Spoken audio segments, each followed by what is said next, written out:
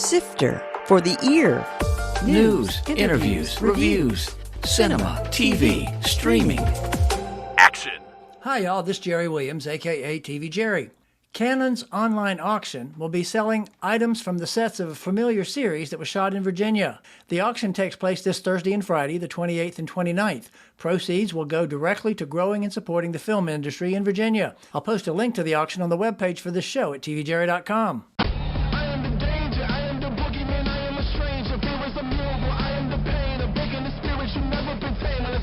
That's what I'm talking about. This world is so evil, it's changing my nature. Still I'm so appalled, you thought I couldn't get at you. Wanna watch it burn? Don't panic. Just breathe.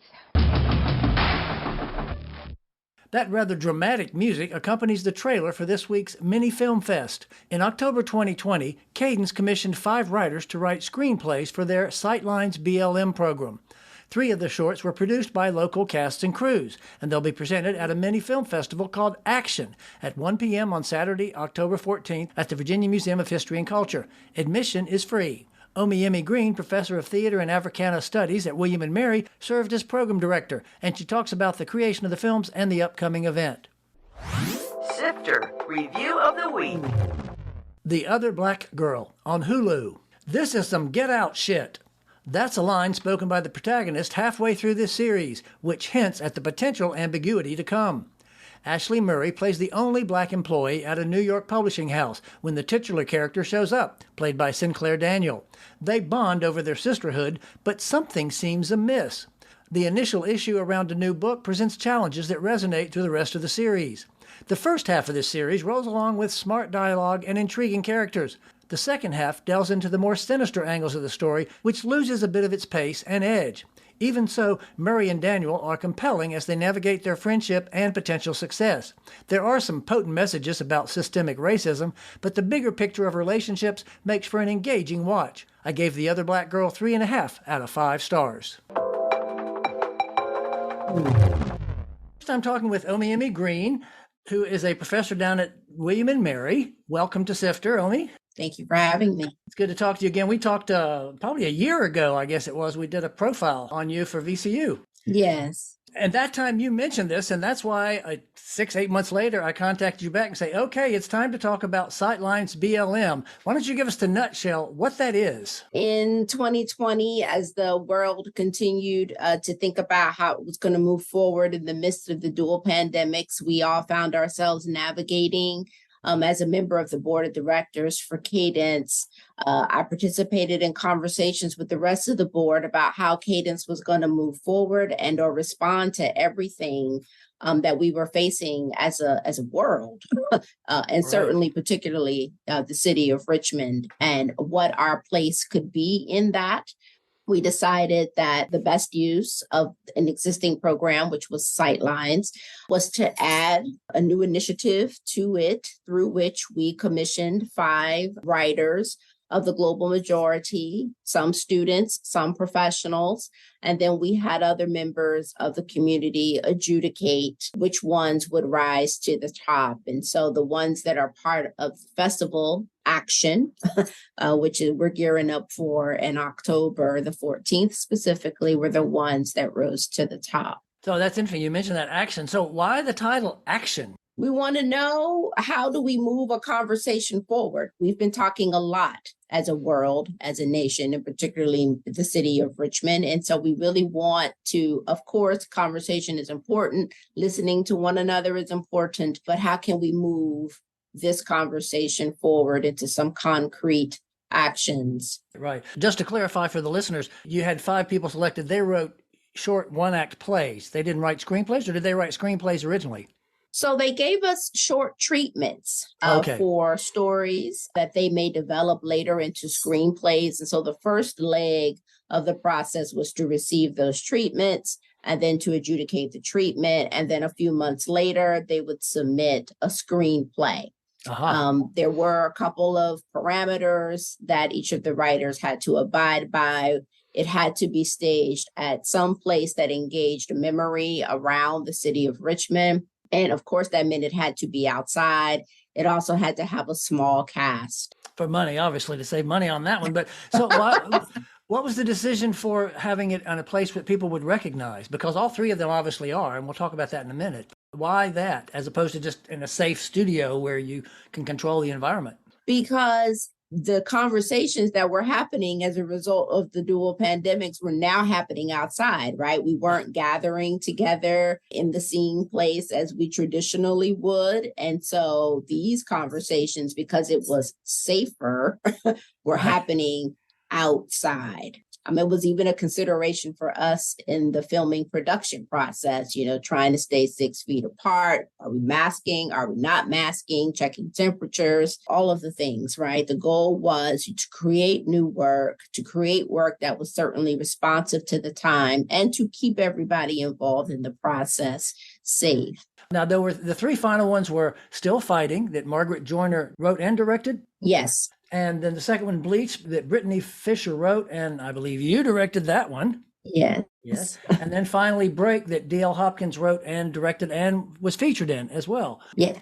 So interestingly, all three of these people are pretty well known in the Richmond theater community already. So was that just a coincidence that they happen to be kind of accomplished? I should say it with the exception of Brittany, because she's not, I didn't know who Brittany Fisher was, but the others were pretty established members of the community. Yes. And I think it's good that we have some inclusion of individuals who are known within the community, because, they're held in high regard by those who hopefully will come and see the work, right? So the program features, Richmond's own, right? People who are recognized leaders and artists and contributors to this kind of work in the community. I think that's a good thing. And obviously there are people shooting it and lighting it and working sound.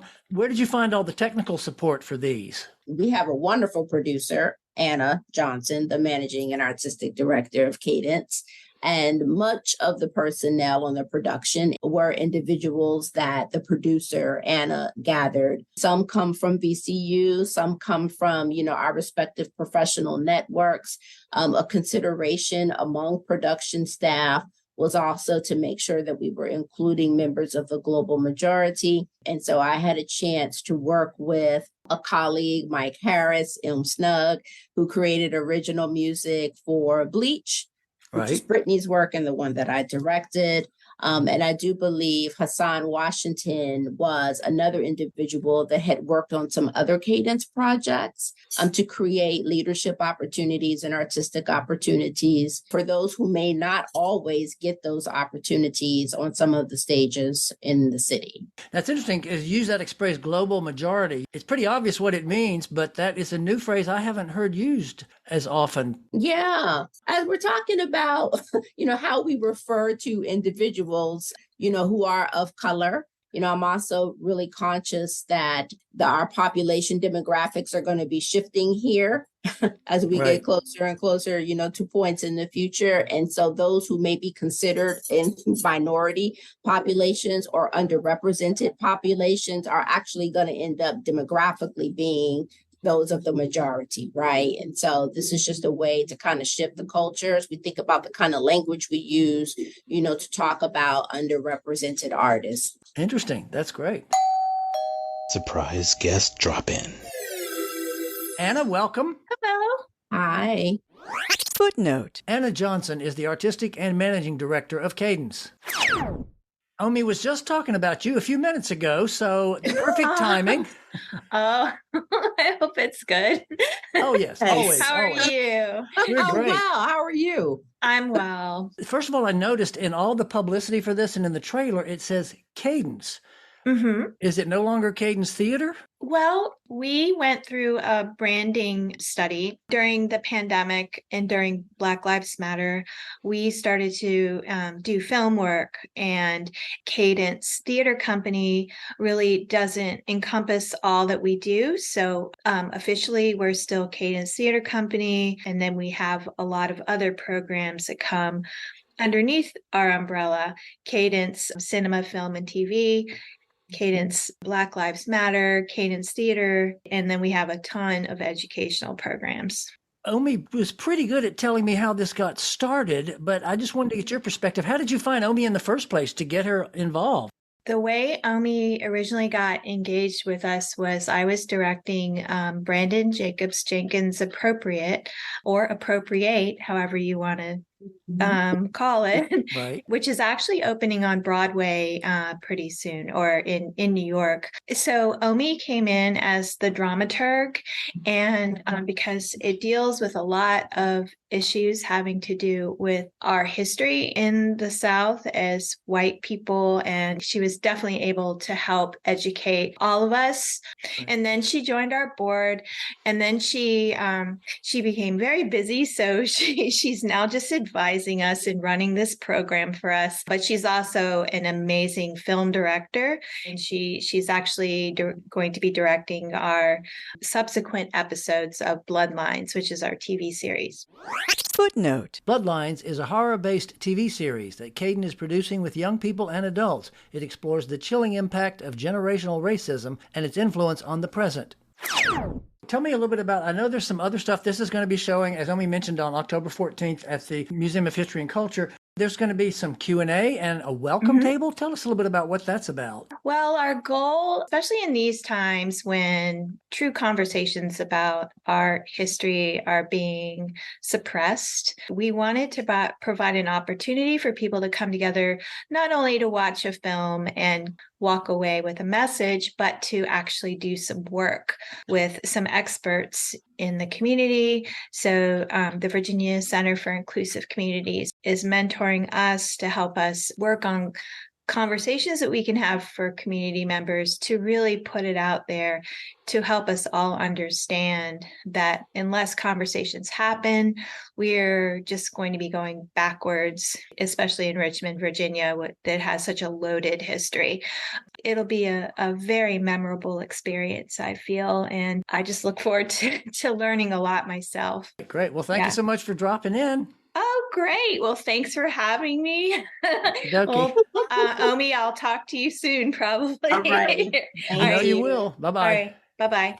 Well, why don't we talk a little bit about Bleach, which is the one that you directed. Tell me about Brittany Fisher first and who she was and what her concept was. Yeah, so Brittany Fisher is a wonderful up-and-coming playwright who has been working really close with Cadence and is currently working on new work at the Eugene O'Neill Conference. Wow. And this was an opportunity, for us to think about conversations that some populations were already having around how we navigate race and systemic oppression and enter it into an artistic arena, right? And it was also an opportunity for us to be in conversation with an existing wonderful piece of work, Kehinde Wiley's Rumors of War at the Virginia Museum of Fine Arts, who Kehinde and the VMFA were wonderfully gracious in allowing us to feature, this work in our work. And you were lucky because it was a beautiful day. Yes. I remember that day so distinctly because prior to the shoot, I was walking around outside in the grass. It felt so good. I took my shoes off. And it was one of those moments that inspired, I think, what you will see when you watch the film, this brief moment where our feet are touching the earth and what that really means. A key part of Bleach is how we are able to find some peace in the midst of what feels like a lot of wahala, a lot of chaos, a lot of war. Hence, we're right in front of the Rumors of War statue. Footnote. In case you're completely in the dark, Rumors of War is the statue created by Kehinde Wiley that stands in front of the VMFA. It's an equestrian statue like the ones that used to be on Monument Avenue, but the writer is a contemporary black man with dreads and Nikes. First of all, the title of that short, Bleach. It's obviously explained in the documentary, but I thought you might want to explain to the listeners what that title is about. It's a reminder that there are elements of our past that cannot simply be just erased, simply because the icon, the symbol, the relic is not there, right? So, for example, for the fact that the statues are gone off Monument Avenue doesn't erase the memory or the discussion. Correct. And I like that you use the word memory because that, again, then ties back to, why we wanted our commissioners to, consider the conversations that were happening in these places of commemoration of memory. Right. And memory is such a key part of my work in general, things that I do beyond cadence. It's centered in my teaching and in my other publications. And so naturally, when I read Bleach, I raised my hand as, a viable contender. To direct it. Oh, you To- didn't to just say, direct I'm the going to do work. it. You said, let me do it, please. No, I put my hand, my hand in the air. And Let's talk about the other two a little bit. Still Fighting, which Margaret Joyner wrote and directed. Do you want to give us a little nutshell of what that one's about? So we're at the Virginia War Memorial. Another individual who has participated in these protests in support of Black Lives Matter has gone to the Virginia War Memorial for inspiration and an opportunity to reflect. And while there, they encounter two individuals, one of whom had, participated in serving our country. The young person is really wrestling with why we continue to have these same kind of conversations over and over again in our historical past. And what's the point if we're going to keep, Right. if we're going to keep coming back and forth, to it. And so he gets inspiration. It's an intergenerational conversation, which I really love because we have our elders, talking to our young people about the importance of conversation, for one, and a connection between them. And two, that if we don't reflect on the past, that, as you know, we are going to be doomed to repeat it. It does add an interesting perspective to hear it from the two different generations like that. Absolutely. And I have to just comment as a film reviewer, Alexin Scheller. Yes. I have to say the cinematography in that one is really noticeable. Who is Alexin? Alexin is he was a board member. He was actually on the rebranding committee that Anna referenced earlier. And he has been doing a lot of the editing for the trailers, many of the films involved in the work, in addition to working on our other major project, which is Bloodlines. And Anna was alluding to that. So much of this has been accomplished because of Alexin's creativity and gift of time. Now, the third film was written and directed and also features D.L. Hopkins. You want to give us a little nutshell on that one? I believe the inspiration was from a real live event where he was having this, conversation about an invitation that he had received. And wouldn't you know, we are actually having dinner at a plantation. Right. And so the thing I love about this film is the way in which it literally goes back in time, conjuring up or tapping into a little bit of magical realism. And so as they are traveling to dinner at this plantation, they are literally in a real way moving back into time in a moment when he was younger, taking a tour of same said plantation. And that work actually features my son. Oh, really? So not only, yeah. Cool. So DL was working with his son in the work, and my son is in this work as well. Cool. Now, let me ask you about that, because it's interesting, because I noticed there's one scene where they drive slowly by and you see in the car window a cross being burned. Did you actually stage a cross and shoot a reflection, or was that some kind of special effect? That's special effect. Alexin again? Alexin, we would not want to traumatize anyone on the production team in that way. I would think so. So I also noticed that it was actually shot at historic Westover Plantation. Tell me how that worked. Anna, wonderful producer, has done a yeoman's job of building some community partnerships and networks as a result of this work and some other things. And so in some conversations, historic Westover Plantation, came about. Extremely gracious in hosting us, on that day and creating space to enter into this conversation. Great. Right. About, our past. And so it was really a request. The request was honored.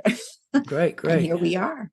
I'm assuming by now, I know that a lot of places do, that they are recognizing the enslaved people and they're acknowledging that in some way. I do think that part of their own work was to, consider some burial grounds that may be present, within the community. And so I think everybody in this moment is really reckoning with their past. And however we can do that in ways that are going to be productive and that are going to lead to, justice and reconciliation within the community is everybody's goal. Anna mentioned on the 14th there's going to be Q&A, and there are also going to be welcome tables. Tell me what that's about. I want to take what would have been a customary Q&A a step further, right? So we're going to screen the films. We're going to provide an opportunity for the audiences, the witnesses, to engage with the artists. We're going to provide a little historical context because we have to, right? All of these films were staged at, historic places within the city. But then I want to actually give the audience members an opportunity to engage with each other around the work. So typically with the Q&A, we're in the seeing place and the audience, the witnesses are here and, everyone is there and there's a bit of a barrier. I want to create what we call welcome tables, riffing on, a concept that James Baldwin introduced to us, based on some work that Josephine Baker was doing. At these long tables or short tables. You're referencing Lois Weaver's long table there, right? Indeed. But we don't know if the tables are going to be long or not. Right. Footnote. To expand on that concept, Black playwright James Baldwin had an unfinished play called The Welcome Table. And Lois Weaver's Long Tables was an experimental open public forum designed to facilitate dialogue. But at these tables, we're going to have a public dialogue, inviting as many people who wants to participate to engage and leave space for others to observe and maybe come in at their will. The goal is to have at least 3, because we're going to have 3, films that we're screening. Right. And at each table, we will be discussing, one film. And we're going to set some ground rules. And this is why we have the Virginia Center for Inclusive Communities coming in to help train us so that we can be facilitators, soft facilitators, because I really want the conversation to be driven by the individuals at the table, but to be there as a guide and to be there to support, in the event that others begin to feel as if the conversation is not as inclusive as we want it to be. Right. Or if individuals begin to feel unsafe. Good point. Yeah, that's important. I noticed twice you called not the audience members viewers, but witnesses. Tell me what your reasoning is behind that. Yeah, a lot of my training and inspiration for my work comes out of the Black church. And I always think about the scholars and the artists who think of Black art as an opportunity to testify. And the only way you can testify is if there is a witness, right? Somebody's got to see it. Right.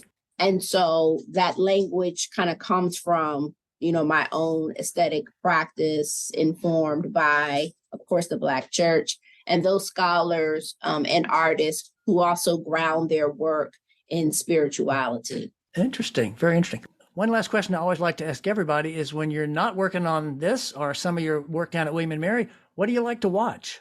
Right now, I'm watching The Other Black Girl on Hulu. It's amazing you say that, because I think that's the best thing on TV. It's getting scary. I watched it, the last 2 episodes last night. It's really well written and really well acted. Yeah, I'm glad you said that, because that's my top of the list right now. Mm-hmm, Anything else? No, not one thing in particular. I'm either trying to, read something in preparation for class, or I'm working on Alice Childress's wedding band for Southern Illinois University, Carbondale. So that's kind of high on the list right now. Wow. So watching TV is not so. Well, that's great that you're watching that one, because I'm going to be reviewing it within a couple of days, because it is a really good show. Good. So, Omi, I want to thank you again. This has been fascinating. It's great to hear more about Sightlines BLM. And unfortunately, I will be in London on the 14th, so I won't be there, but I want to wish you good luck on the 14th for the big premiere. Thank you, and safe travels to you. You may remember my review of The Other Black Girl, which was at the front of this show. The interview today featured Omiyemo Green, program director of the Sightlines BLM Action, a mini film fest that's playing 1 p.m. Saturday, the 14th of October, at the Virginia Museum of History and Culture. Admission is free. Coming soon. In theaters. If you heard my show with B.K. Fulton a couple weeks ago, you heard him talk about this movie on which he was one of the executive producers. It stars Uma Thurman and Samuel L. Jackson in an art scheme that involves murder. The creator, John David Washington, plays a man faced with an AI entity in the form of a little girl. Saw X, or 10, Tobin Bell returns as the serial torturer, and it's set between the first two films. Flora and Son. From the writer-director of the musical movie Once, this new film features Eve Hewson, a.k.a. Bono's daughter, who learns to play the guitar to relate to her son. It opens on Apple TV on the 29th. Paw Patrol, the Mighty Movie. After a magical meteor lands in Adventure City, the pups develop superpowers. Muzzle. In a very different dog adventure, Aaron Eckhart stars as a cop who gets involved in the underworld. TV and streaming. Sweetwater on Hulu, a documentary about NBA Hall of Famer Nat Sweetwater Clifton. Gen V on Prime. From the world of The Boys comes this new series about the first generation of superheroes who know their powers come from Compound V. Nowhere on Netflix. A young pregnant woman escaping her war-torn country ends up in a maritime container where she must fight to survive and have her baby. The Golden Bachelor on ABC. This new version of the popular dating show features competitors in their golden years. Snake Oil on Fox. David Spade hosts a competition with people presenting unique products, some of which are fake. Encounters on Netflix, a documentary about UFO sightings, including new evidence, and hopefully using the new phrase UAPs. You know you can subscribe to this podcast on all the usual platforms, or you can visit TV Jerry, click on the podcast tab, and there's a link. Next week features an accomplished documentary director whose newest film will be featured at this year's Virginia Film Festival. This is Jerry Williams. Thanks for listening. For more Sister, including literally thousands of reviews, visit tvjerry.com. That's a wrap.